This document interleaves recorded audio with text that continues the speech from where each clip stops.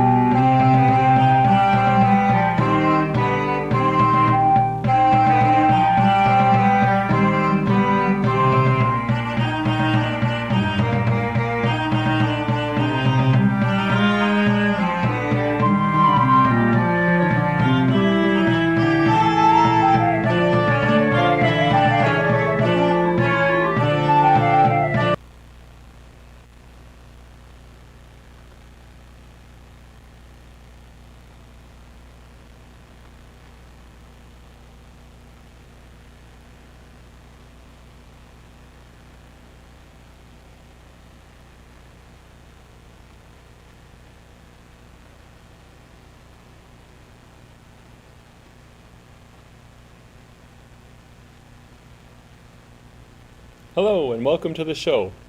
Please review the description for links to the program, cast pictures, and a way to make a donation. Please enjoy the show.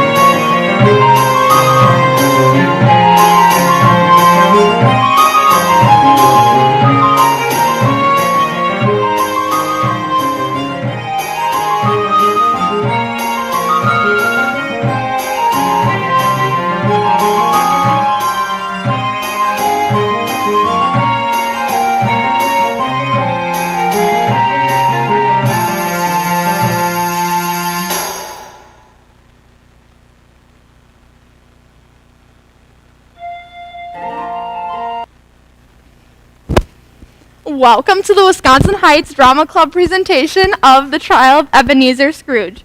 Please take this time to silence any noise-making device. There is a hearing loop available for users of assisted hearing devices such as hearing aids and cochlear implants. To use the hearing loop, switch your device to the telecoil setting and enjoy the show. If you are interested in making a donation, please see the PayPal link on the streaming link or the link in the program for more information. Thank you for being here with us, and we hope you enjoy the show.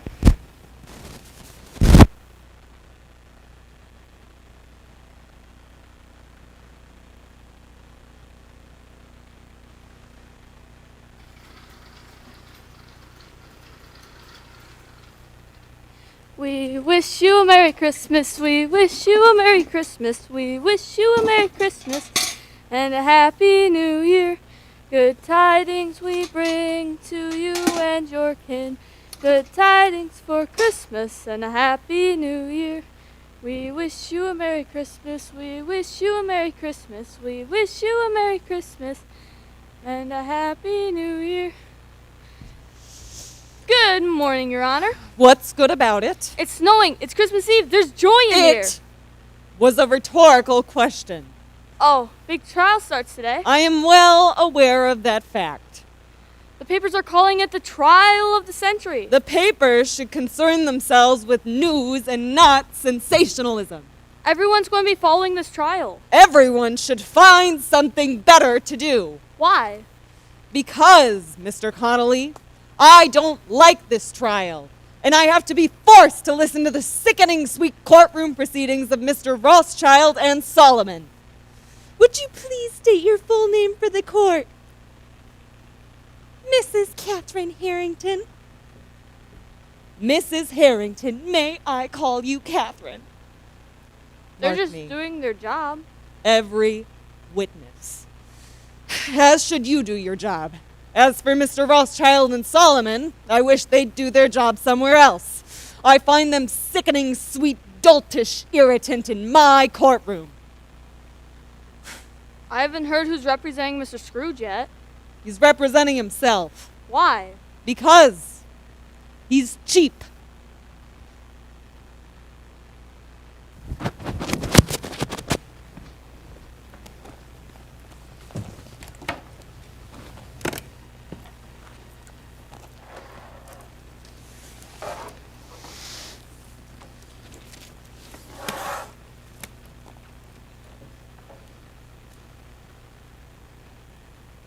All rise, the Honorable Stansfield R. Pearson. Be seated. Court is now in session.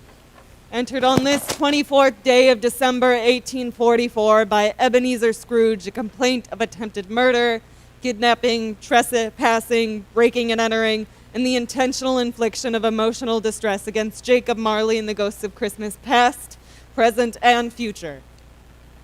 Mr. Solomon, how do your clients plead?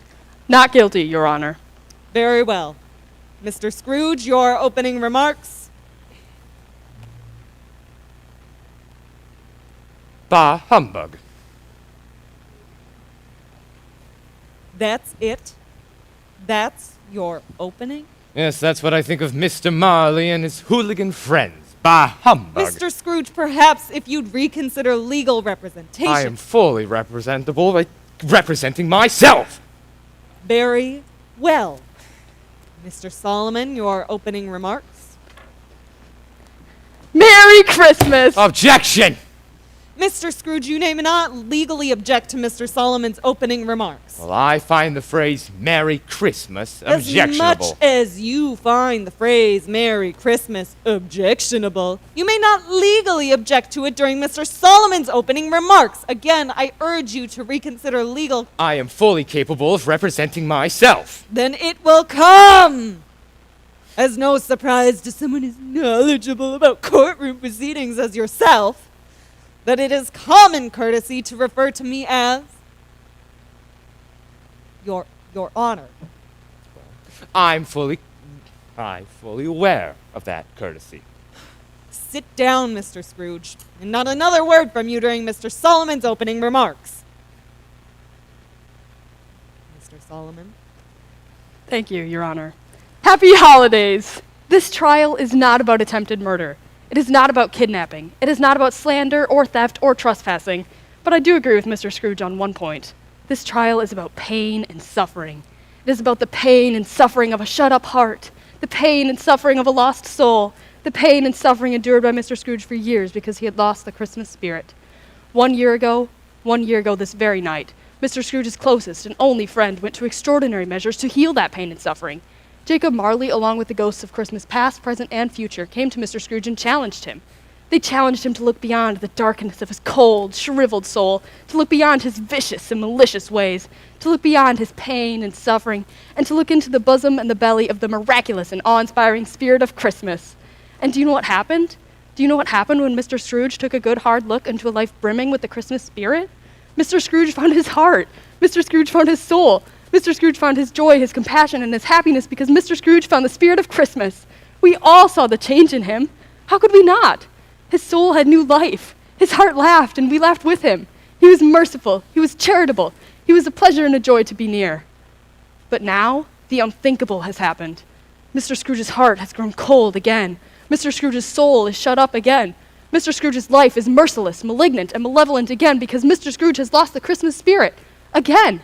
And as if that wasn't enough, as if a fall of man wasn't enough, as if the souring of the wondrous milk of human kindness wasn't enough, Mr. Scrooge now wants to punish those benevolent, selfless souls who brought about the miraculous change in him a year ago.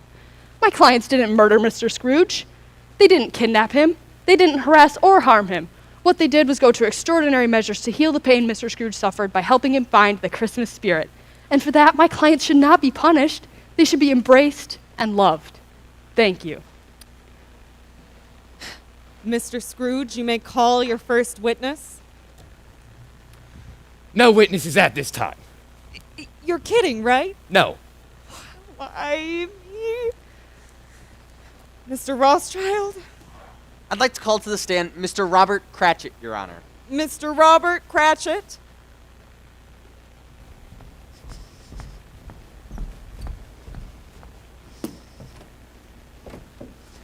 Would you please state your full name for the court, please? Robert Cratchit. Oh, God. Mr. Cratchit. May I call you Robert? Bob is fine.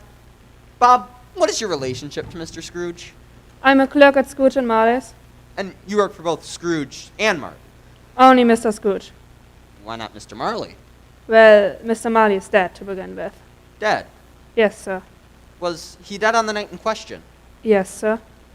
You're positive? Yeah, there's no doubt whatsoever about that. The register of burial was signed by the clerk, the clergyman, the undertaker, and Yes. Mr. Scrooge. Mr. Scrooge himself signed the register of burial? Yes, and his name is good for anything he chooses to put his hand to. So, on the night in question, old Marley was as dead as a doornail. Objection! Sustained. Mr. Rothschild, we are well aware that Mr. Marley was dead. But, Your Honor, this must be distinctly understood, or nothing wonderful can come of this trial we're about to undertake.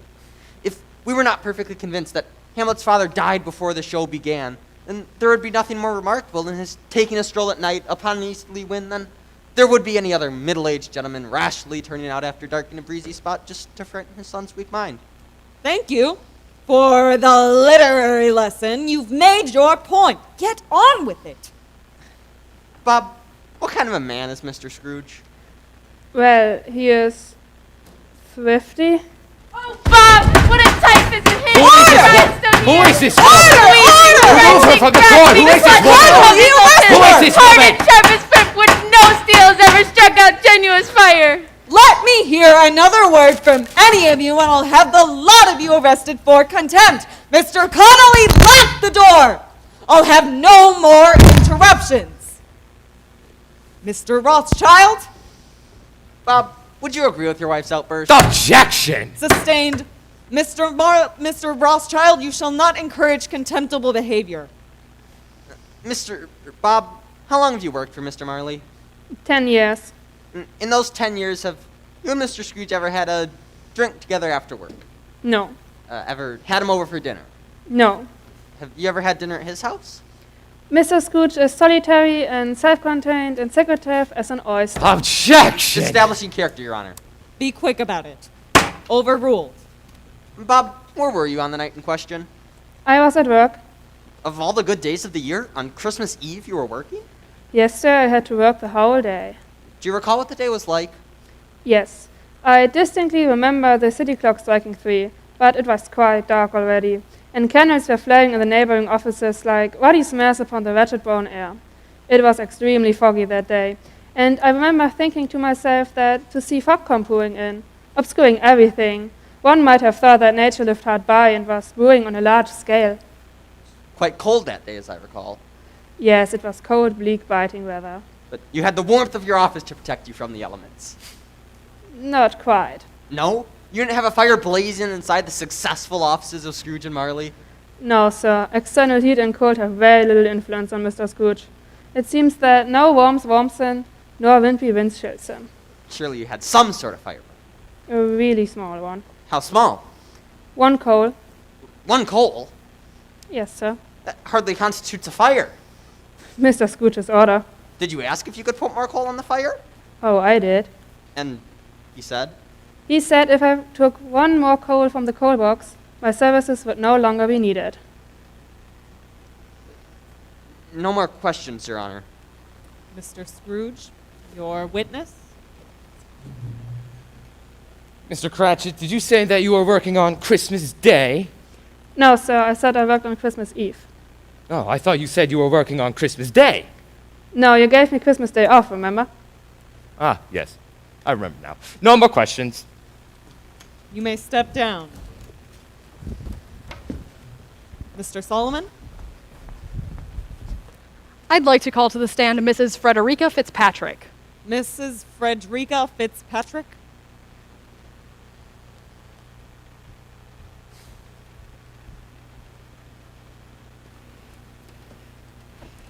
Would you please state your full name for the court? Frederica Samantha Fitzpatrick. Mrs. Fitzpatrick, may I call you Frederica? Oh, for the love. Fred is fine. Thank you. Fred, what is your relationship to Mr. Scrooge? Mr. Scrooge is my uncle. By birth or by marriage? By birth. My mother and he were brother and sister. Were? Is your mother deceased? Yes. I'm sorry. On the night in question, did you see your uncle? I did. I visited him at his office. And what kind of mood was your uncle in when you saw him? His usual mood. Grumpy, crotchety, disagreeable. Did your visit cheer him up?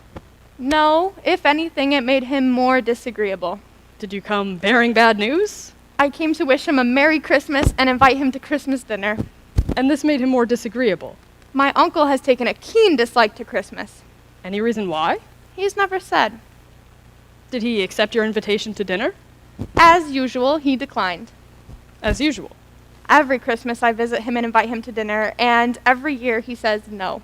Because of his dislike for Christmas? Or because of his dislike for me.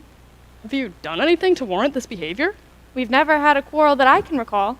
And yet, you return every Christmas to invite him to dinner, even though you receive the same response every time? I've always thought of Christmas as a good time, a kind, charitable time. The only time I know of in the long calendar year when men and women seem by one consent to open their hearts and think of each other as if they really were fellow passengers to the grave, rather than just creatures bound on other journeys.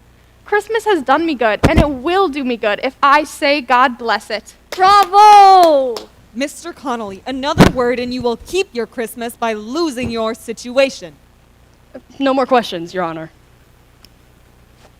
Mr. Scrooge, your witness.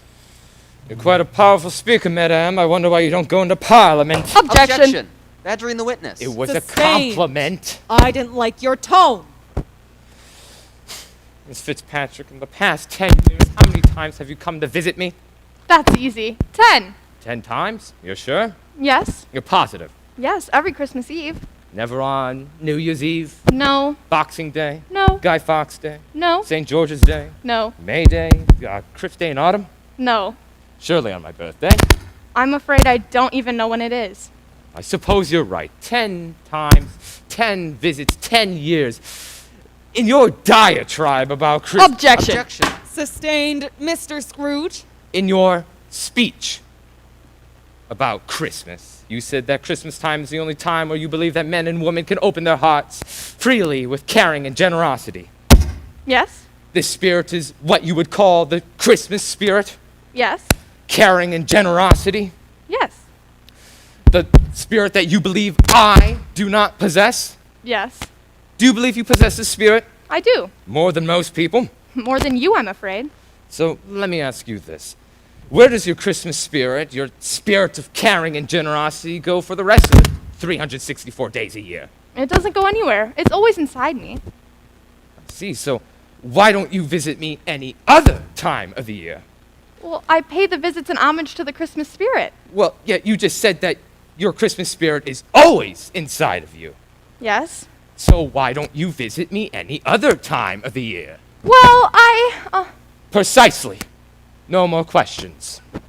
You may step down. Mr. Rothschild, your witness. I'd like to call to the stand Miss Sarah Wainwright, Your Honor. Miss Sarah Wainwright.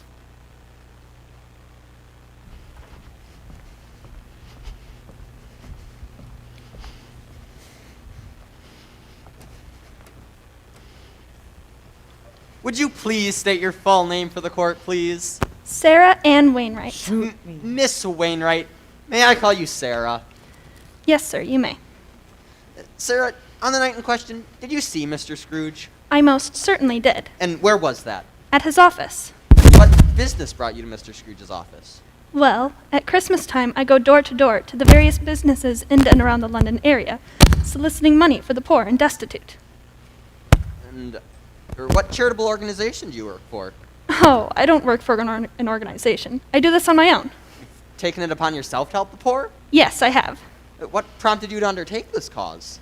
Several Christmases ago, we were having a party at our home. Someone said it was snowing, so we all rushed to the front window to go look out. And when we did, there in the street stood a homeless family, just standing there. They looked so homeless. You know, cold, hungry, sad. They were just staring at us, and I couldn't help staring right back. We had some leftover food, so I put on my coat, my hat, my mittens, and my new mink muffler and took the food out to them. I wished them a Merry Christmas, and they were so grateful. I felt a warmth inside me, and in that moment, I realized Christmas is more than parties and presents and pretty dresses. Oh, sure, that's a big part of it, but it's more than that.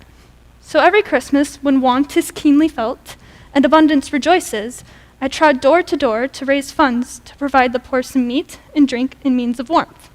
I believe everyone is entitled to that on Christmas.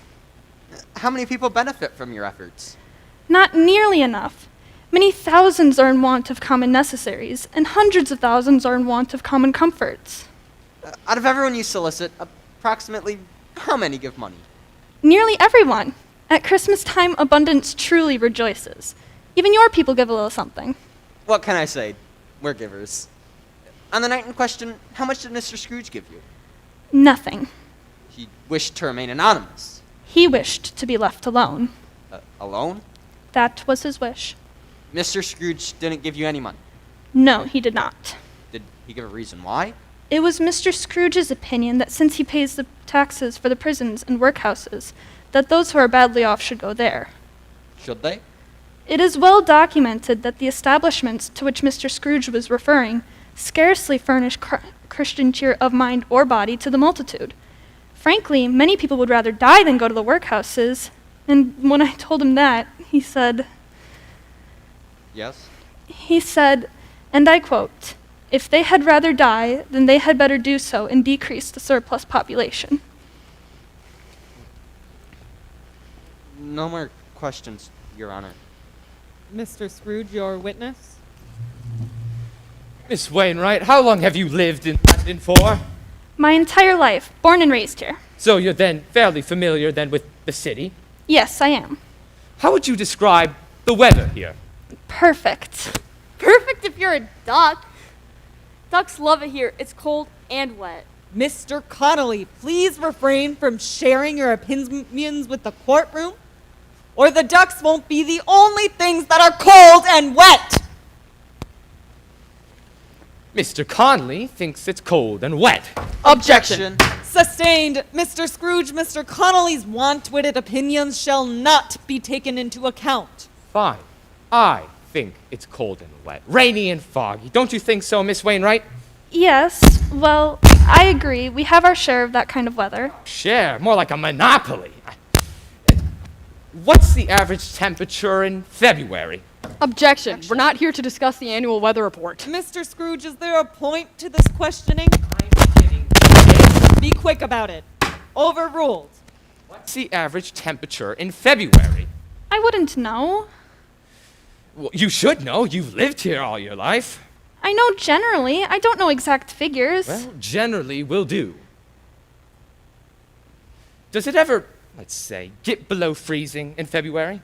Yes, sometimes. Generally? Generally, yes, I'd say so. Does it ever rain? Yes. Does it ever sleet? Yes. How about snow? Yes. Have you ever seen it snow in October? Yes, I have. How about March? Yes. April? A few years ago, it snowed on Easter Sunday. Has to be fairly cold to snow in April, doesn't it? Yes. That's 7 months, Miss Wainwright. 7 months of cold, disgusting, miserable weather. And 5 months of, let's be honest, not so good weather. Now, the taxes that I pay every single week go fund the poor for means of warmth and food. Now, in the long term, Mr. Wainwright, who's doing more for the poor, you or me? No more questions. You may step down. Your witness, Mr. Rothschild?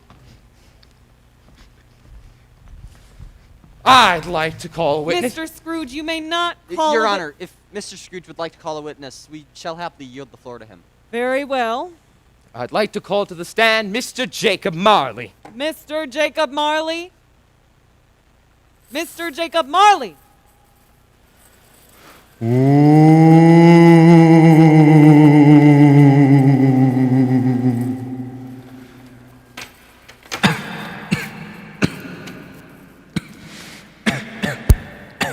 Will you please state who you are to the court? Who I was. Rather particular for a shadow. Objection. Sustained, Mr. Scrooge. Fine. Who were you then? In life, I was your partner, Jacob Marley. In life? When did you die? 8 years ago. 8 years ago this very night, Christmas Eve. Was it a very Merry Christmas for you, was it? Objection! Sustained, Mr. Scrooge. Yes, I know. Mr. Marley, in the past 8 years, have we ever seen each other? We have seen each other twice, but I have seen you many times. Oh, and where was that? As part of my penance, I am forced to sit invisible beside you for many and many a day. Mr. Marley, that's known as stalking. Objection! Overruled. When were those 2 times? When was that? A year ago today. Both on the same day? Yes. The first time, where did we meet? At your front door. And do you recall where I was standing? At your doorstep. And where were you? I was in your door knocker. You and my door knocker? Rather peculiar place to meet someone. I mean, I understand meeting someone at your front doorstep, but not the door knocker. Why were you there? To warn you of my impending visit. You came to me in my door knocker to warn me about your impending visit. Mr. Marley, if you were there, then why didn't you just tell me then? Mr. Marley, I didn't hear your answer. Why not just tell me then? I don't know. Do you remember where I went next? You went inside. And you were left in the door knocker? No, I had already left the door knocker. Oh, where did you go? I followed you inside. Mr. Marley, I don't remember inviting you in. That's known as trespassing. Objection! Overruled. Mr. Marley, did you or did you not enter my bedroom through a double-locked door, uninvited? I came to offer you a chance in hope of escaping my fate. Mr. Marley, did you or did you not enter my bedroom through a double-locked door? A chance in hope of my procuring. Answer the question! A chance in hope of... Mr. Marley, answer the question. Did you or did you not enter Mr. Scrooge's bedchamber through a double-locked door uninvited? I did. And what was this chance and hope you were offering me that night? A visitation of 3 spirits who'd... A visitation? No. Mr. Marley, I remember and I recall your exact words to be, "You will be haunted by 3 ghosts." Ooh. Does that sound correct, Mr. Marley? Maybe. Mr. Marley, yes or no? Yes. You will be haunted by 3 spirits, not you will be visited by 3 spirits. You will be haunted by 3 spirits. Mr. Marley, those are 2 distinct different words. One implies you popping in for a bit of tea, and the other one conjures frightening images of horror and eldritch beings. Mr. Marley, you broke into my house that night to threaten, terrorize, and haunt me. It was for your own good. If it was for my own good, then why did you wait 7 years? My bad. As part of my penance, I'm forced to sit invisible beside. Yet you just admitted earlier that you sat by my side many of a day. Which is it, Mr. Marley? Which is it? No more questions. Mr. Solomon, your witness. Mr. Marley, may I call you Jacob? You may. Jacob, you're fettered. Tell me why. I wear the chain I forged in life. I built it link by link, yard by yard. I made it of my own free will, and of my own free will I wear it. Is its pattern strange to you, Ebenezer? Or must I remind you of the chain that you bear yourself? It was as long, and as full, and as heavy as this. Mr. Marley. 8 Christmas Eves ago. Order! You have labored on it since then. 'Tis a ponderous chain! Mr. Marley, if you cannot control yourself, I will have you held on contempt. I apologize, Your Honor. My client is under a great deal of strain. He's not the only one. It's his penance. Jacob, you mentioned you're serving some sort of penance? In life, men and the spirits within them must travel the world amongst their fellow men. And if they do not do so in life, they are condemned to do so after death. And your spirit never went forth? My spirit never roved beyond the narrow confines of our money-changing hole. I am doomed to wander the earth and witness what I could have shared in life and turn to happiness. How did this happen? You obviously were a good man of business. Business. Mankind was my business. Charity, mercy, forbearance, benevolence, they were all my business. The dealings of my trade were but a drop of water in the ocean of my business. It must be very painful. No rest, no sleep. Many weary days lie before me. And yet, despite your overwhelming fatigue, despite your unfathomable exhaustion, you summoned up the strength to visit your old friend, Ebenezer Scrooge. I came to offer him a chance in hope of escaping my fate. Why didn't you come to him earlier? I didn't fill out the proper papers.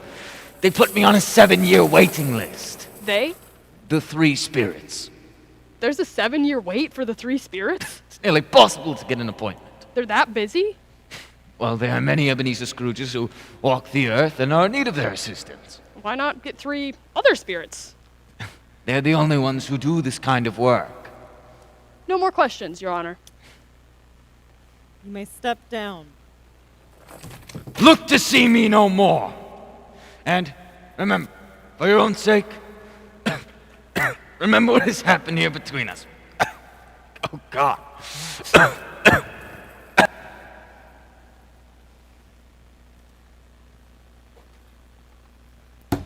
I'd like to call Mr. Scrooge, you may Again, not- Your Honor, we happily yield the floor to Mr. Scrooge. Very well. I'd like to call to the stand the ghost of Christmas past. The ghost of Christmas past.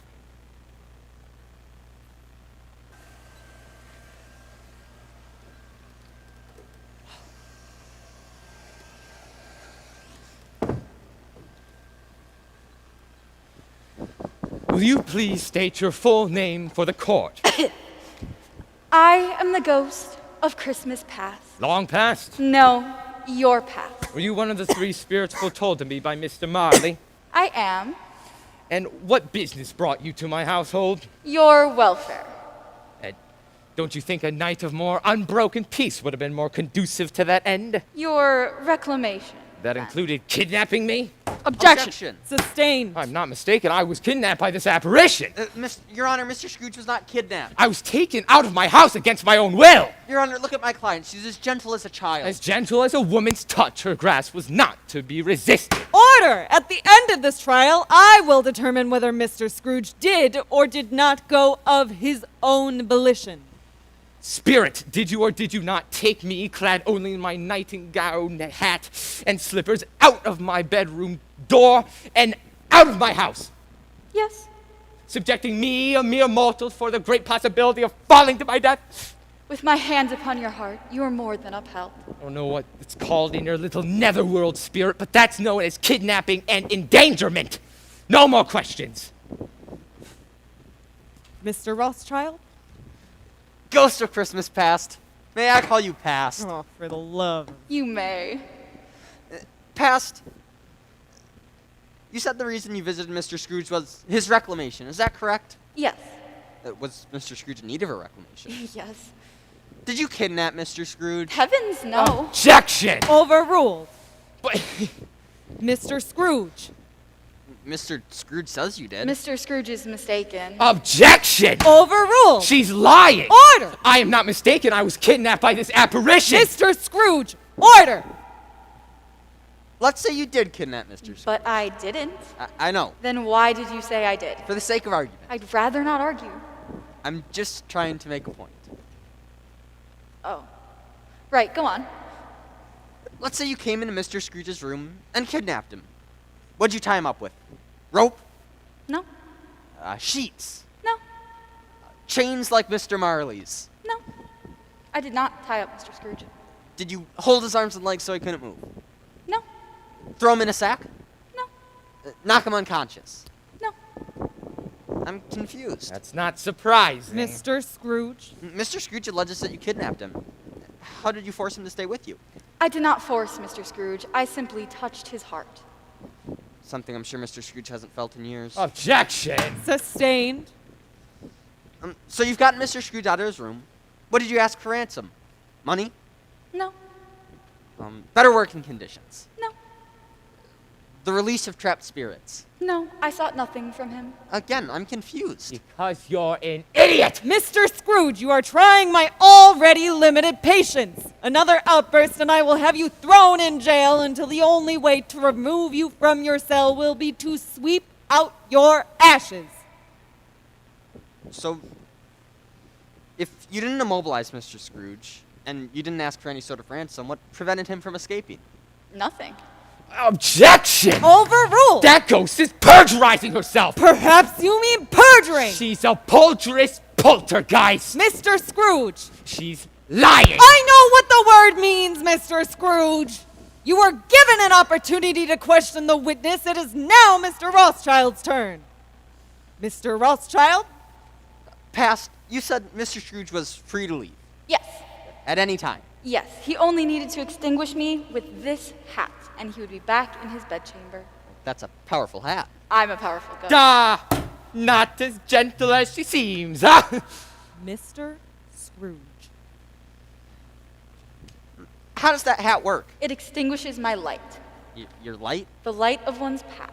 And that's where you took Mr. Scrooge, is it not? To revisit his past? Too often we forget our pasts and who we truly are. Your Honor, I'd like to present Exhibit A, Mr. Scrooge's past.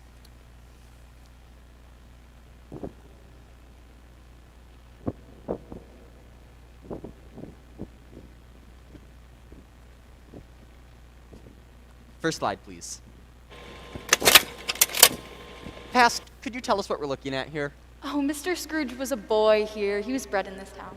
And this is where you took him on the night in question? Yes. You walked along this road? Yes.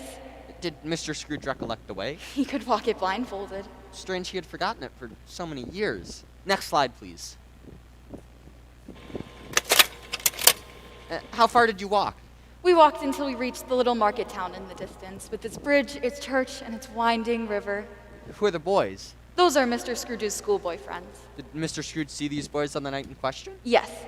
Was he rejoiced beyond all bounds to see them? Did his cold eyes glisten, his heart leap as they passed? Did he fill with gladness when he heard them give each other Merry Christmas? His lip trembled and a tear rolled down his cheek. It was a pimple. For the record, what are the boys' names? Oh, I do not. The one on the left is Tommy Foster, the one with the red scarf is Francis Riley, and the one throwing the snowballs, Margaret Thatcher. Thank you, Mr. Scrooge. And where is Mr. Scrooge? The school is not quite deserted. No more questions, Your Honor. You may step down. I'd like to call to the stand Mrs. Fan Fitzpatrick. Mrs. Fan Fitzpatrick? Fan?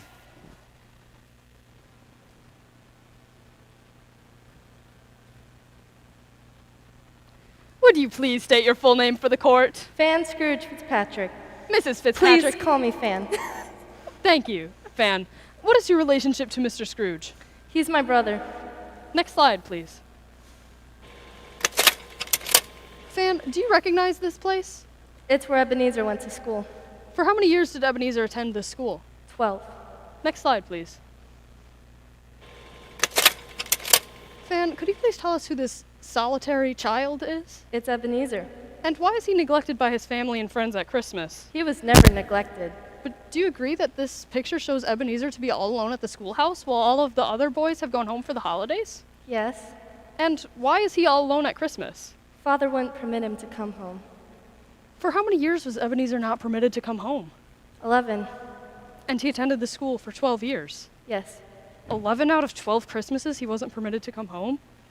Seems to me he was neglected most of his childhood. Never in my heart. Why didn't your father permit Ebenezer to come home? Well, when my mother died, Father became awful to live with, always angry and unreasonable. He sent Ebenezer away to school, and he would have sent me as well, I'm sure. But Father needed someone to do all the cooking and cleaning. Did you ever ask your father if Ebenezer could come home? Every Christmas, and each time he would just yell and say no. What happened that 12th year? Father said yes. Why did your father finally say yes? I've never known. That night he yelled at me, but the next morning he came into my room and spoke so gently. He kissed me on the forehead and said they had done it all in one night. He put me on a coach immediately to bring Ebenezer home. No more questions, Your Honor. Mr. Scrooge, your witness? Fan, my dear little sister, you had such a large heart. I have no questions. I'd like to call to the stand Miss Belinda Worthington. Mrs. Belinda Worthington?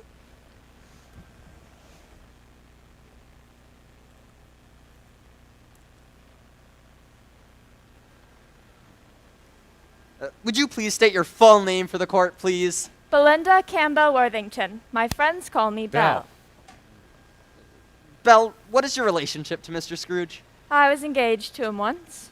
But you never married? I never married Mr. Scrooge, no. Why not? Another idol displaced me. Another woman? Golden idol. Money. Did Mr. Scrooge always have a love for money? When we were engaged, we were both poor and content to be so, but I watched as his nobler aspirations fell off one by one until his passion for me ceased to exist, and the master passion, gain, engrossed him. And how did that make you feel? Unloved, fraught with misery. So how did it end between the two of you? Knowing that I was no longer loved, I released him from our promise to marry. What was Mr. Scrooge's reaction? Indifference, relief, And how did that make you feel? broken-hearted. I loved Ebenezer once. No more questions, Your Honor. Mr. Scrooge, your witness? Miss Worthington, when did that happen? A few years after. After you released me? Yes. Did I ever ask to be released? In words? No. In what, then? If we had not had a contract to marry, would you have sought me out and tried to win me? Miss Campbell. Mrs. Worthington. Miss Worthington, if I did not ask for release in words, in what way did I ask for it, then? Am I to believe you would have chosen a girl without a dowry? I believe I did choose a girl without a dowry. Yes, you did, but you changed. How so? You began to weigh everything by gain. Yes, I grew wiser, but I didn't change towards you. When you asked for my hand, you were another man. You made an assumption. No. Objection! No, I did not.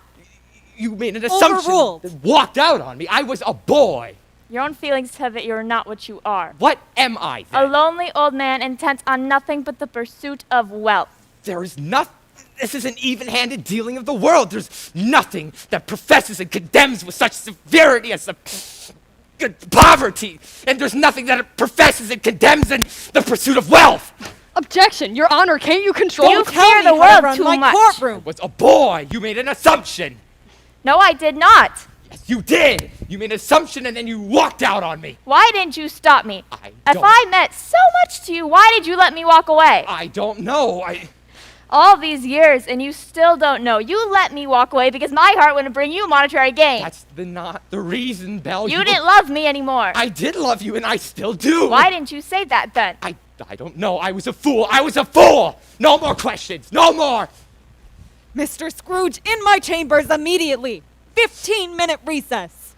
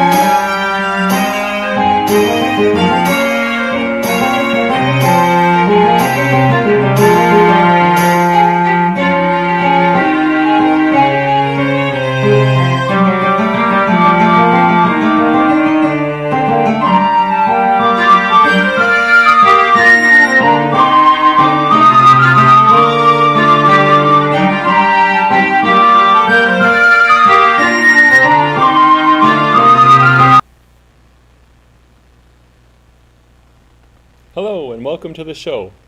Please review the description for links to the program, cast pictures, and a way to make a donation. Please enjoy the show.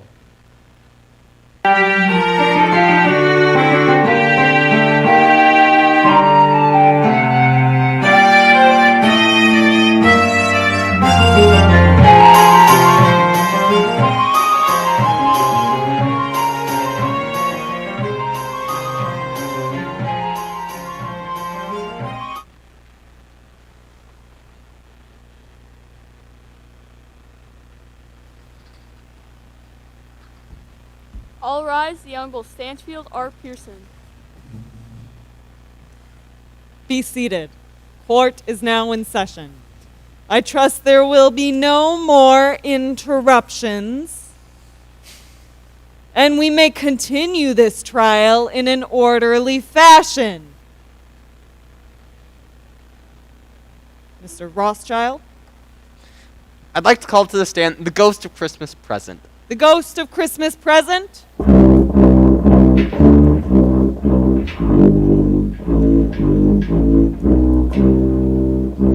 Will the ghost of Christmas present please come forward?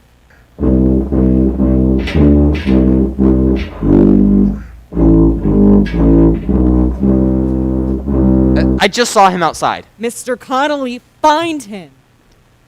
Would you like to call another witness? I'll wait. I'd like to... Mr. Scrooge! It's fine, Your Honor. I'd like to call back to the stand Miss Fitzpatrick. Mrs. Fitzpatrick?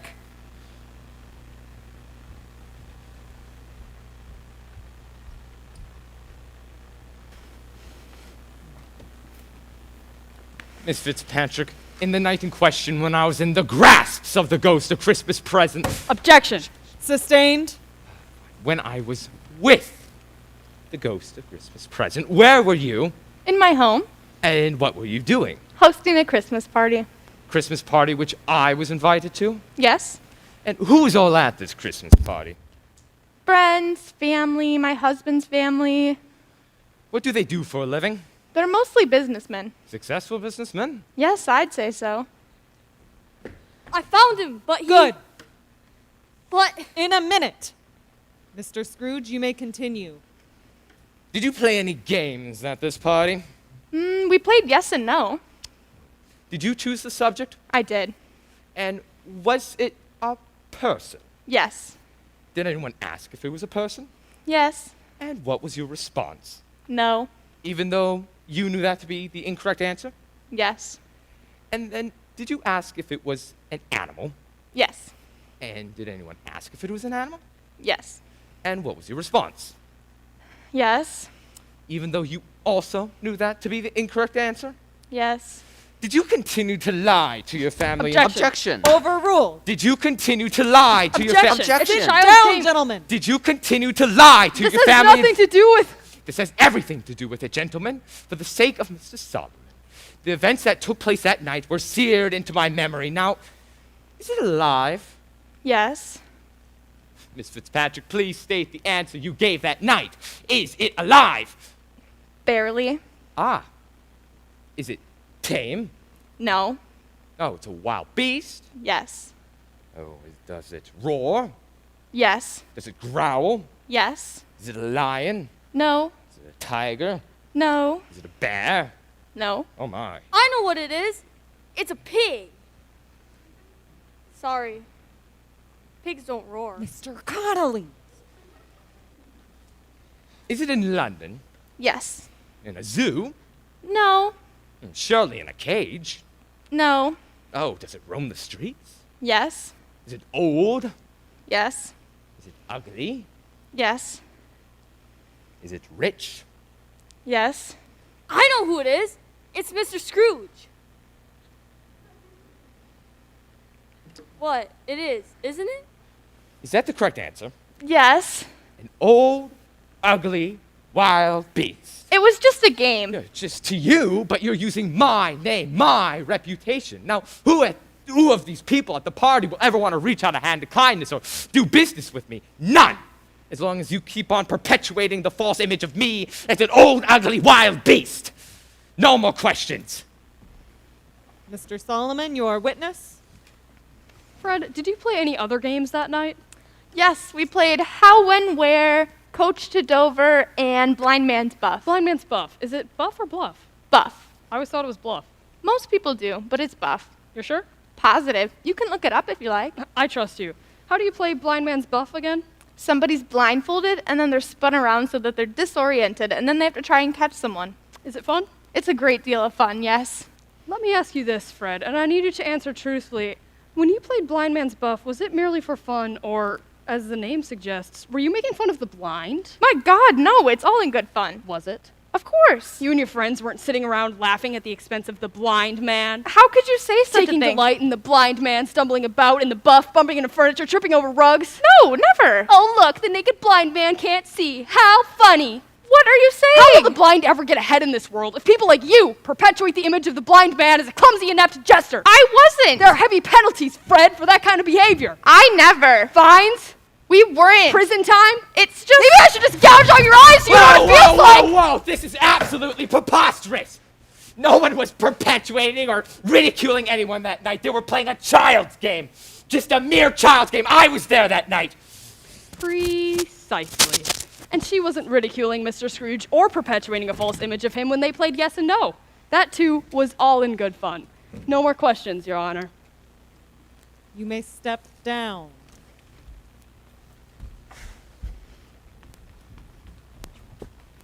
Mr. Solomon?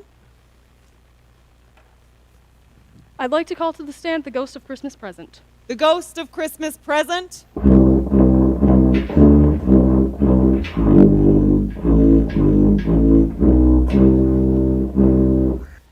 Not living up to his name, I see. Mr. Connolly, where is he? I tried to tell you he doesn't have time for this trial. Doesn't have time? He said his life upon this globe is very brief, and he has other business to attend to. Tell him his business is within these four walls and nowhere else. I tried, but he refuses to come in. What is he doing that is so important? He's sprinkling powder into people's food. He what? There's something peculiar in that powder. Mr. Connolly, go outside and find him. I don't want to mess with him. I've never seen the likes of him before. Mr. Connolly. And he says he has 1,800 brothers. Mr. Connolly. And I don't like the odds. Mr. Connolly. He's He is also sprinkling an unknown substance into people's food. He's also harboring 2 children under his robe. What? Yes, 2 children. They live under his robe. Mr. Connolly, notify Scotland Yard. They're dirty, filthy, and they haven't bathed in God knows how long. They're his children. No, he says that they're mankind. Well, he takes care of them. Forcing them to live under his robes is hardly taking care of them. Mr. Connolly, now. Be wary of them both, especially the boy. He's the one with doom written upon his brow. Your Honor, he really is good to them. That will be for the courts to decide. Mr. Rothschild. I'd like to call back to the stand Mr. Robert Cratchit. Mr. Robert Cratchit.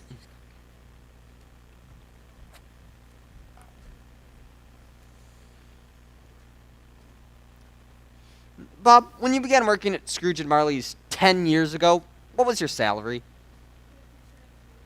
Were you able to live on that? We made do. By we, who do you mean? My family. At that time, how big was your family? It was my wife, myself, and 2 children. A family of 4 on 15 shillings? Yes, sir. On the night in question, how big was your family? It was my wife, myself, and 6 children. Wow, you've been busy. And how much were you making by then at Scrooge and Marley's? 15 shillings a week. You worked at Scrooge and Marley's for 10 years and never once received a raise? That's correct. Did you ever receive a Christmas bonus? No. After Mr. Marley's death, did Mr. Scrooge ever come to you about becoming a partner? I asked him about that once, but he said it would cost too much money to change the sign. The sign? Scrooge and Marley.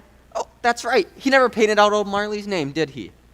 No, it still says Scrooge and Marley. Doesn't that confuse people? Sometimes people new to the business call him Mr. Scrooge, and sometimes Mr. Marley, but he answers to both. So you were supporting a wife and 6 children on 15 shillings with no hope for a raise or becoming a partner? Yes, sir. How were you able to do that? It wasn't easy. I'd say it's nearly impossible. Objection! Overruled. But he... Mr. Scrooge. Bob, I want to talk to you about your youngest child. Tim. Yes, but you have a nickname for him, don't you? Tiny Tim. I'm assuming because he's tiny. He's as sharp as a tennis ball. Mr. Scrooge. Yes, he's small for his age. Any particular reason why? He was born prematurely and remained ill. On the night in question, how ill was Tiny Tim? Quite ill. Was he dying? Yes, sir. Did he know it? I think so. Did it scare him? He never talked about it, but he did say to me once that he hopes people saw him in church because he was a cripple, and it might be pleasant to them to see who made lame beggars walk and blind men see. Tim was a cripple? He had grown so weak he was forced to use a crutch. Did you seek medical help? We couldn't afford it. So you decided to Wait and pray. wait and pray. Your Honor, I'd like to submit as evidence Exhibit B, Tiny Tim's crutch.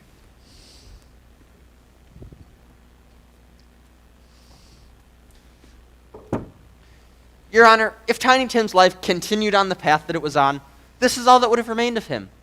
The only thing sadder than a little boy forced to use a crutch is a crutch without an owner. It isn't pretty, but this is what a world without pity can do.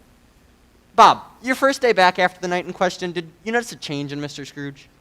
Yes, he was a completely new person. Happy, kind. How did that kindness manifest itself? We burned more coal that day than we had all year. He gave me a substantial raise and offered to help Tiny Tim. What, helped him how? Pay for all his medical treatment, give him the best care. For a time, he was a second father to Tim. And how is Tim today? As good as gold and better. He did not die and no longer needs his crutch to walk. Would you say that the change in Mr. Scrooge saved Tim's life? Yes, I would. No more questions, Your Honor. Mr. Scrooge, your witness? Mr. Cratchit, before the night in question, have you ever been thrown in debtor's prison? No, sir. Have you ever been thrown in jail for not being able to pay your bills? No, sir. Have you ever been forced to sleep in the street? No, sir. Have you ever not been able to provide food for your family? No, sir, but you... What did you do during the day, Mr. Cratchit? During the day, I work for you. And at night? I spent my night at home with my family. According to Miss Wainwright, who has extensive knowledge of the poor, she says that thousands are in need for common necessaries, and hundreds of thousands are the need for common comforts. Before the night in question, do you believe that you fit this margin? No, sir. I didn't either. I mean, you had a house, you had a job, you had a wage, you were able to supply food for your family. Yes, sir, but I have 6 children. It's actually enough. Well, maybe you should have thought of that before you had them. No more questions. You may step down. Mr. Solomon? I'd like to call to the stand the ghost of Christmas Present. The ghost of Christmas present?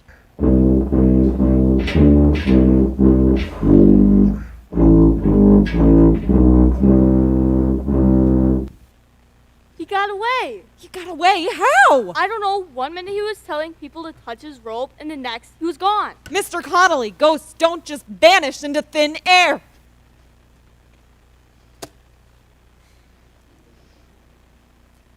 Well, it's Scotland Yard's problem now. Mr. Connolly, find him. I'd like to... Mr. Scrooge. Your Honor, it's fine. Very well. I'd like to call to the court Miss Harriet Dilber. Mrs. Harriet Dilber.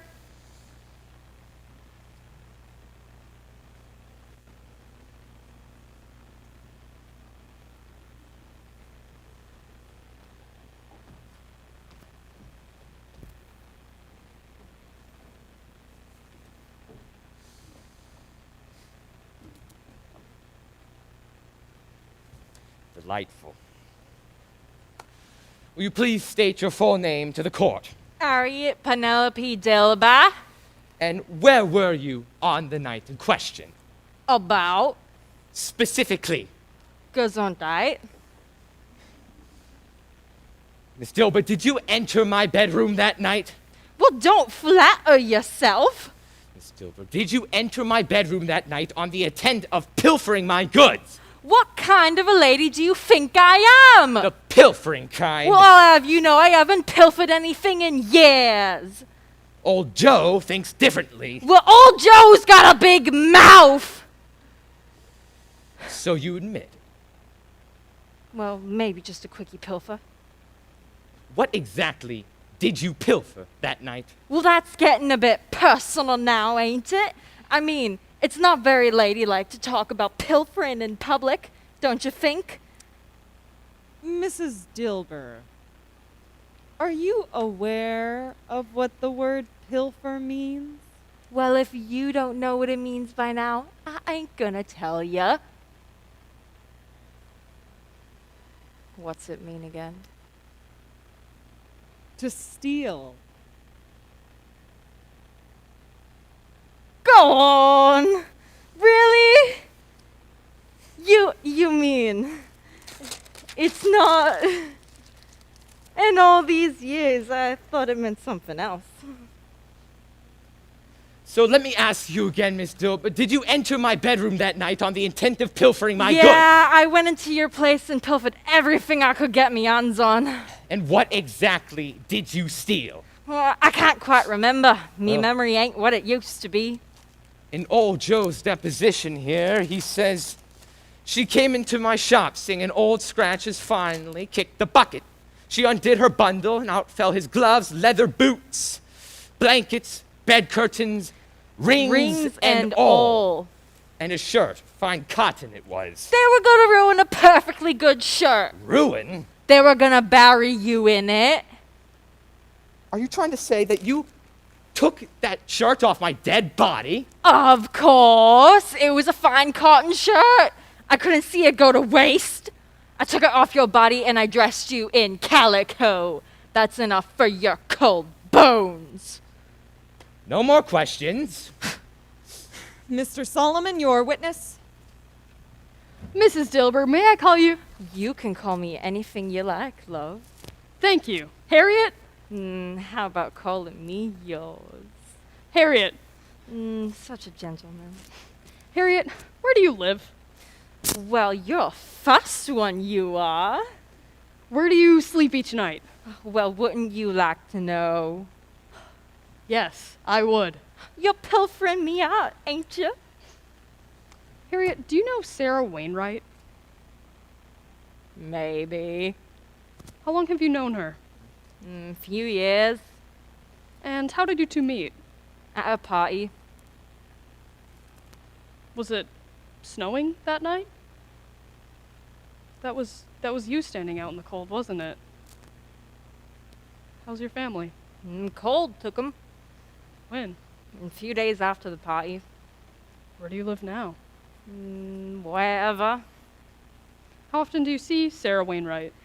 Every Christmas. And I look forward to it every year. She's like family. Only family I got. Harriet, why did you steal Mr. Scrooge's belongings?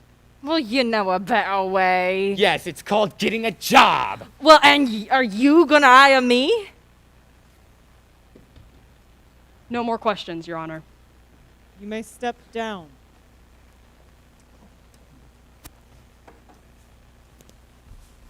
Wait, that's my bag! So who wants to call a witness now? I'd like to call to the stand the ghost of Christmas yet to come. The ghost of Christmas yet to come?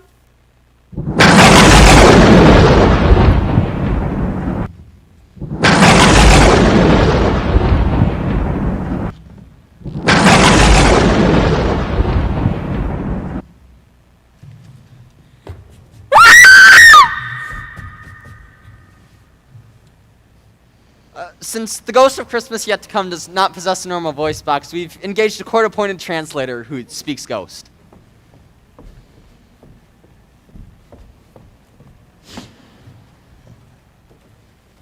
Thank you.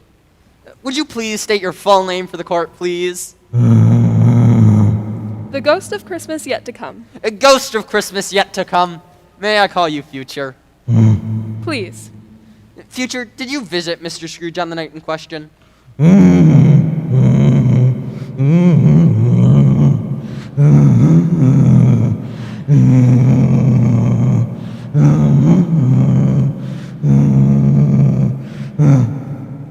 Yes.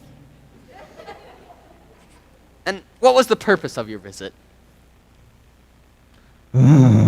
Redemption. He tried to kill me! Mr. Scrooge, sit down! Go ahead, ask him, ask him! Mr. Scrooge! Did you try to kill Mr. Scrooge? No. Liar! Could he not shout like that? It hurts my ears. Murderer! Why is he doing this to me? Because you tried to kill me! I've never killed anyone in my life. He's lying!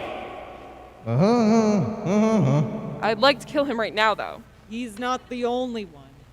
Mr. Scrooge Sit says down, you tried to Mr. kill him. Scrooge. Mr. Scrooge says you tried to kill him. Mr. Scrooge can kiss my spectral cookies.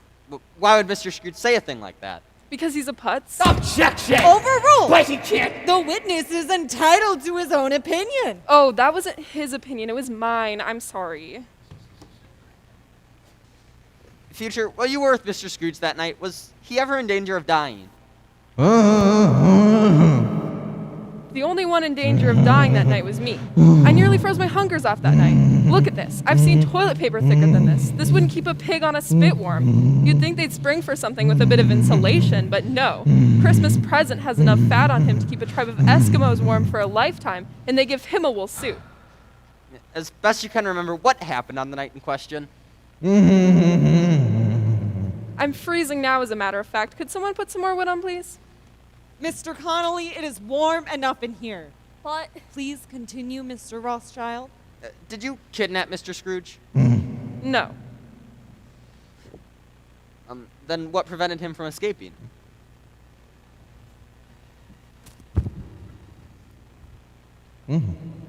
Nothing.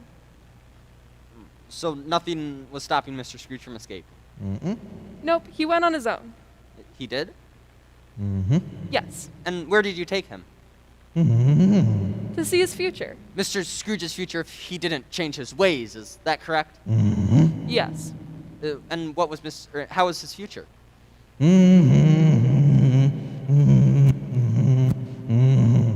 Cold, overcast, gloomy. Hello, welcome to England. The sun never sets my eye, the sun never rises. I hate England. It's cold and it's damp.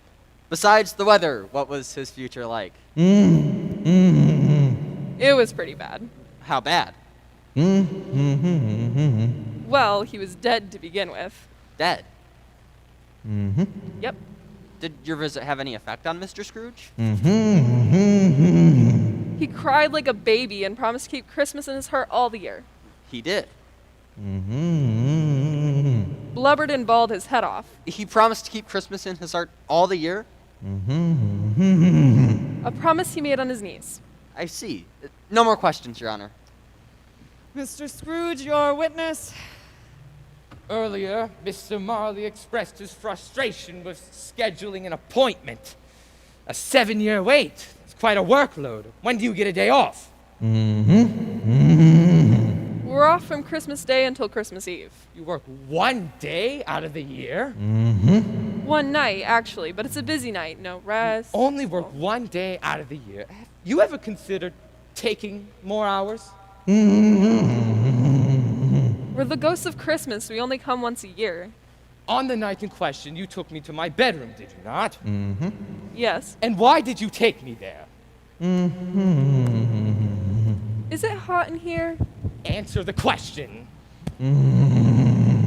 Could someone open a window? I'm burning up. Answer the question. I'm thirsty too. I'm hot and thirsty. Great, I've got cholera. You don't want to admit that you tried to kill me that night. Again with the killing. What is it with you? On that night, you showed me Exhibit C, my dead body.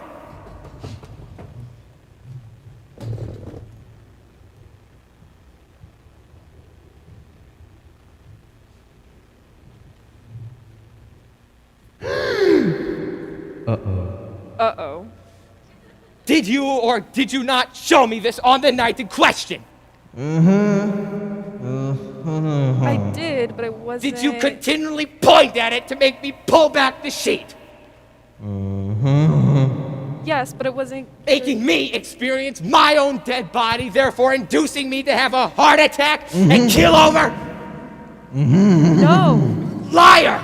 Objection! Our client is not lying. Then why show me this? Why show me this if I was past all hope? And I'll tell you why, gentlemen. Because the ghost of Christmas past, future, is a cold-hearted murderer!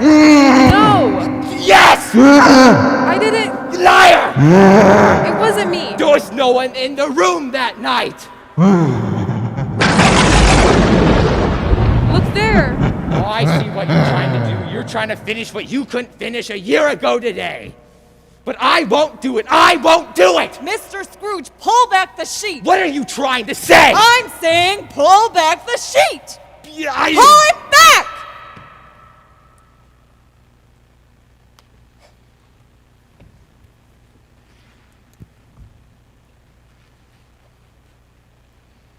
I have the power. You may not, but I do.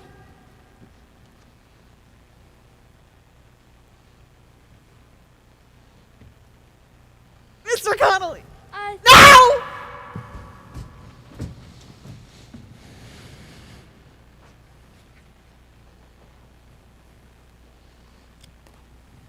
No!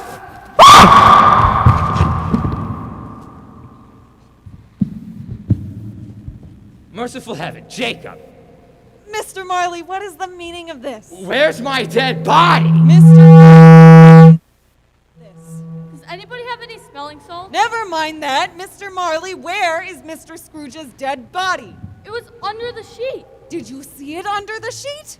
No, I just thought. Mr. Connolly, what do I pay you for? Well, I sweep the floor. Mr. Marley! Oh, wait. That was a rhetorical question, wasn't it? Mr. Marley, where is Mr. Scrooge's dead body? Mr. Connolly, arrest him! What? Now! Your Honor, my client. Your client has stolen evidence. I'm sure there's a logical explanation. I'd like to hear it. Of course, Your Honor. Jacob, where's Mr. Scrooge's dead body? Future? Oh, you're useless. Christmas past?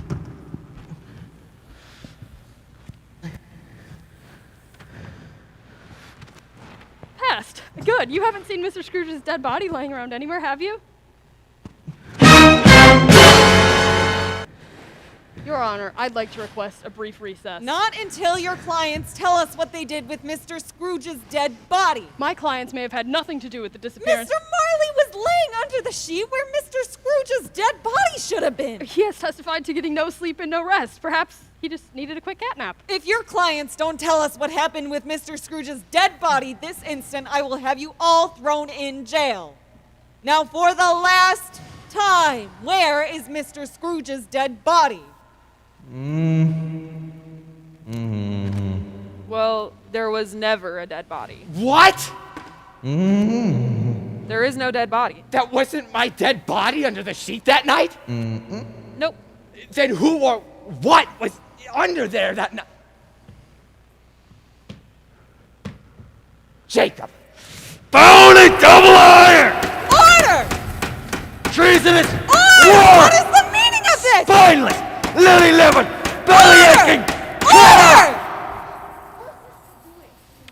I didn't force it! I set our best chance! Order! Force you to do what? Force us to break the rules. Rules? What rules? When we show someone their future, we're not allowed to use a dead body. You're not allowed to use a dead body? No, tombstones, yes, but dead bodies, no. But Mr. Marley didn't think that a tombstone would be enough to scare Mr. Scrooge into changing his ways, so he forced us to use a dead body. I didn't force! Force! Forced. Quiet. So, that was you? Under my bedsheet that night? Did you fabricate anything else that night? Technically, your entire future. What? It was an approximation. You approximated my entire future? We approximate everyone's future. What? We're ghosts, we speculate. That's where the word specter comes from. On the night in question, you intentionally deceived me for changing my ways by using a counterfeit corpse and a fabricated future. It was for your own good. Mr. Marley, you and your hooligan friends are nothing but self-righteous, double-dealing, double-talking charlatans who do nothing but terrorize people in the name of redemption. Mr. Scrooge, sit down! Your Honor! You too, gentlemen! But Your Honor! Not another word! Not another word! Now sit down! All of you!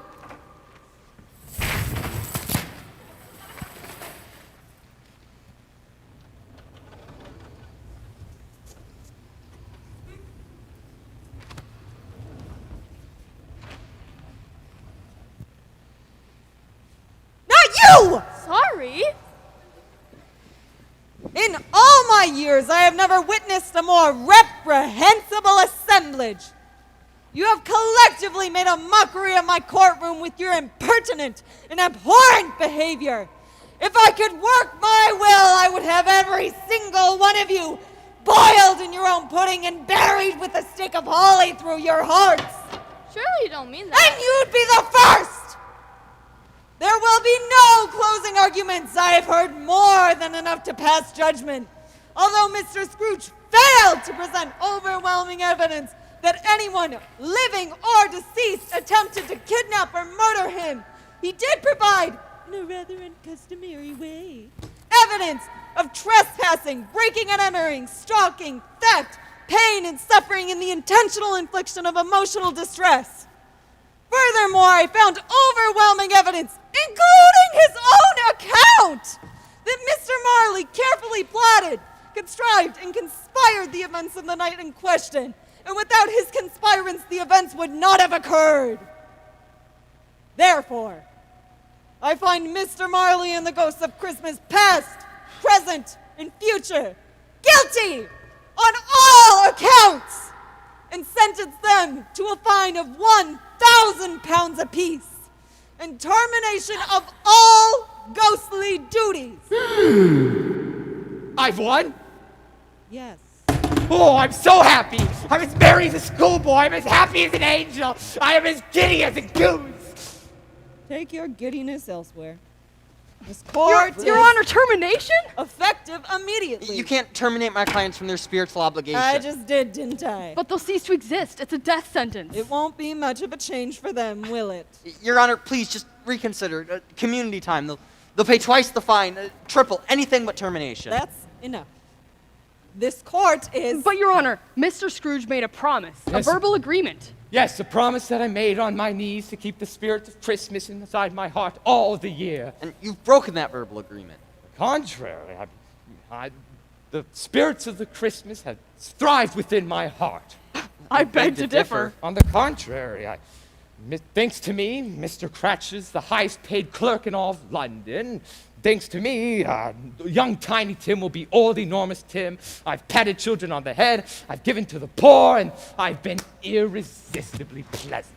The lessons of the spirits of Hello, Christmas and welcome worked. to the But show. why should I keep the lessons Please that they had taught me review if they the don't keep it description themselves? for They links don't to the fail to keep it. By their own admission, they only show up once a year. Yes, because Christmas comes only once a year. That's a poor excuse to pick a man's pocket every 25th of December. If you think charity, mercy, and benevolence is... You picking your forget, pocket- gentlemen, you've lost this trial. Mr. Scrooge, I beg you, a world without the spirits of Christmas is... January through November. What's one more month? Your Honor, Your Honor, please. It's not my business. This court is... Wait! What? Why? I'll tell you what, gentlemen. I'll drop all charges if your clients agree to work more than 1 day a year. Are you serious? Quite serious. Thank you, thank you. My clients will be more than willing to double their workload. No, 2 days. So, no, that would not do. How many days will do? Let's say, shall we say, every day? Every day? Yes. Mr. Scrooge, please be reasonable. Oh, I am being reasonable. But you're demanding of my clients. I'm demanding of your clients exactly what they demanded of me. But Mr. Scrooge. Now, gentlemen, or your clients cease to exist. We'll need several days to discuss this with our clients. Well, they're all right here, aren't they? Oh, Christmas present isn't present. Now, or I rescind my offer. It's too late. I've made my decision. This court. Wait! Mr. Scrooge, it's a bargain. You accept my terms? We do. The spirits will thrive every day. They will. Effective immediately? Effective immediately. And all charges are dropped? All charges dropped, except I get to keep all the money they owe me. You said all charges. All charges, but not the money. Mr. Scrooge, this is not. So I may start a fund for the poor. What? I believe that Miss Wainwright will make a wonderful executive, and Miss Dilber will make a fantastic overpaid clerk. Are you well, Mr. Scrooge? Oh, quite well. You see, gentlemen, your clients aren't the only ones who had to go through extraordinary measures. What? Extraordinary measures. I had all of you believe that I was the man I was before. But, I mean, not the man I was before, but the man I was before. But don't worry, I'm not the man I was before. I had to make you believe that I was the man I was before. Nothing wonderful would have come to this trial, but I'm not the man Merry Christmas, the merriest Christmas in all the land. You mean this whole trial? Extraordinary measures. Mr. Scrooge, I don't know what to say. Don't say anything at all, then. You really are good a man and as good a friend as a good old world could ever ask for. A promise is a promise, right, Jacob? Now, gentlemen, let it said to be for ourselves that we know how to keep the Christmas, the caring and generosity within our hearts many and many of a year. God bless us, everyone. A remarkable boy, a truly magnificent boy. And now I'd like to invite all of you to my house for a wonderful party with wonderful games and wonderful happiness. You truly are a good man of business, Ebenezer. Well, mankind is my business. Sorry. Sometimes I just need a swift kick in the pants. Don't you agree, Your Honor?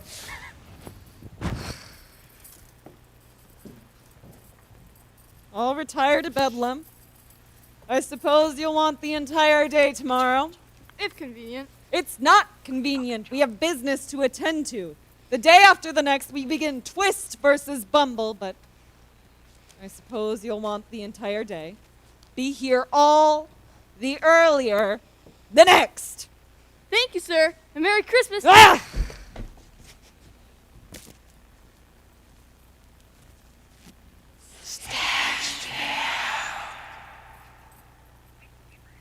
Who's there?